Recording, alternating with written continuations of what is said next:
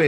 যদি 240 বছর মার্কিন যুক্তরাষ্ট্রের সংবিধানের যদি ধারাবাহিকতা থাকে, সেখানে যদি কয়েকবার সংশোধন হয়, আমাদের সংবিধানও সংশোধন হবে, কিন্তু বাতিল করে দিয়ে একেবারে নতুন কিছু করতে হবে। এইটা মূল স্পিরিট, স্বাধীনতা যুদ্ধের স্পিরিট, এটার সাথে এটা সাংঘর্ষিক হয়। যে দেখুন, আজকে মানুষের প্রত্যাশার একটি পরিবর্তন, সেই পরিবর্তনের অন্তর্বর্তীকালীন সরকার হয়েছে। এই সরকারকে বিএনপিও সমর্থন করেছে, নানাভাবেই সমর্থন করেছে, নানা দিক থেকেই সমর্থন করেছে।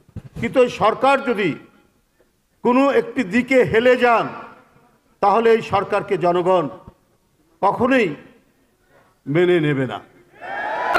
সংশোধন হতে পারে, যেখানে ফ্যাসিজমের বৈশিষ্ট্য আছে সংবিধানে, ওটা বাদ দিন, ওটা বাদ দেওয়া যেতে পারে। সেটা তো রাজনৈতিক দায়িত্ব, সেটা রাজনীতিবিদরা যারা গণতন্ত্রের পক্ষে ছিলেন, যারা গণতন্ত্রের জন্য সংগ্রাম করেছে এবং যাদের সন্তান রব্বানীরা অকাতরে জীবন দিয়েছে, এই সমস্ত ব্যাংক ডাকাতি হচ্ছে। আপনার হাতে তো ম্যাজিক না, আপনার তো দায়িত্ব এবং উদ্যোগ দেখবে মানুষ যে আপনি এই দায়িত্ব পালন করছেন, কিন্তু সেই দায়িত্ব কি পালিত হচ্ছে? কেন ব্যবসায়ী মারা যাচ্ছে, হত্যাকাণ্ডের শিকার হচ্ছে? কেন শ্রমিক অসন্তোষ হচ্ছে? কেন জিনিসপত্রের দাম কমাতে পারছেন না?